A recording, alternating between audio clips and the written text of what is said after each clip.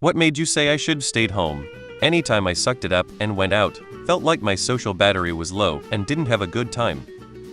A friend I hadn't seen in a long time hit me up to invite me to a party with her husband and their new friends. I show up, and it turns out they are all planning to roll together.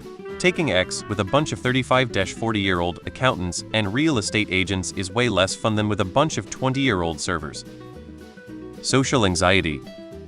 When I went to a party and found myself surrounded by people I couldn't relate to. Work. When I make an effort to drive 2.5 hours to the office because they want to see me in person more, and then everyone just takes their meetings from their offices on Teams.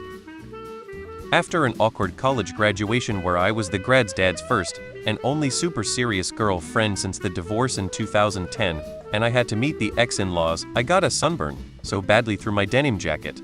I still feel strange about some of the conversations at the events, and I have 2 blisters on my shoulder over what I'm pretty sure my dermatologist is going to want to biopsy since I already have had skin cancer spots removed. Should have stayed home. Getting stuck on I-70.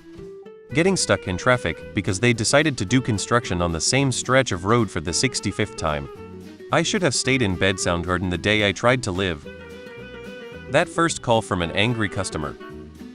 When I drove my car into a ditch in rainy weather. 10 minutes into any party. Car accident. They crossed a solid white line and hit me. I got invited out for lunch by a so-called friend and her friend, and they supposedly wanted to ask me all about my trip I got back like 3 days before. Well, the lunch lasted barely half an hour and they never spoke to me at all. Maybe 5 minutes. And then the rest was them gossiping among themselves with me unable to get a word in edgeways. I gave up and went home. Never wasted so much time in a restaurant in my life. However, almost any party that ends up with me sitting drunk and depressed watching as other PPL having fun. People. Work. People. People at work. Traffic.